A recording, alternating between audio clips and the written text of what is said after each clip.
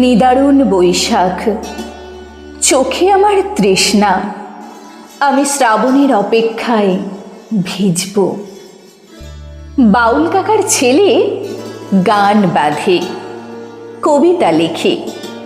কবি, তুমি তো ছন্দ বাঁধো, মানুষের মনের সমুদ্রের তলে লুকিয়ে থাকা সুখ দুঃখ মণি মাণিক্যগুলো কুড়িয়ে এনে মালা গাঁথো।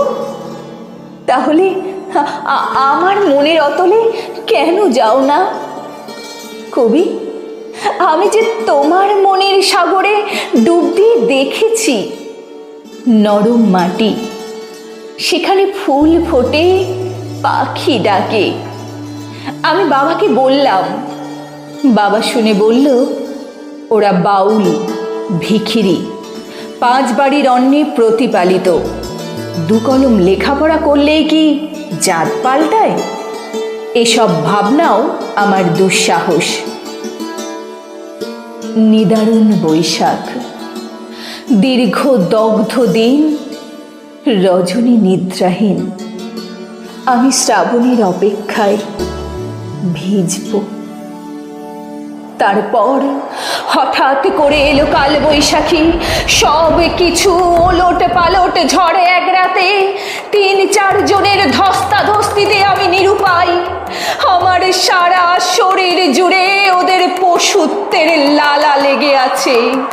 আমি বারবার সংজ্ঞাহীন হয়ে পড়ছি।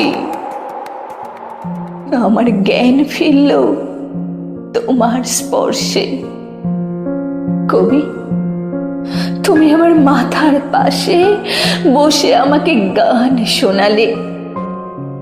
আমার 2 চোখ বেয়ে গড়িয়ে পড়ছে যন্ত্রণা। তুমি চোখ মুছিয়ে দিলে।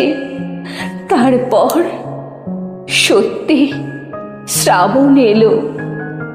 তুমি বললে, শরীর কখনো অপবিত্র হয় না, নারী শরীর তো পবিত্র মাটি, ধরিত্রী। সেখানে সমস্ত পাপ পুণ্য সবটা মিশে যায়। বীজ ফেললে ফসল ফলে। তাই তো এই সভ্যতা এখনো বেঁচে আছে। আমরা ঘর বাঁধব, গান বাঁধব, মানুষের মনের গভীরে বপন করব সাধনা ও সুরের বীজ।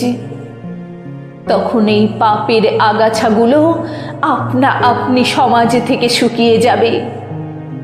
আমরা গান বাঁধব, আমরা ঘর বাঁধব, আমরা গান বাঁধব, আমরা ঘর বাঁধব।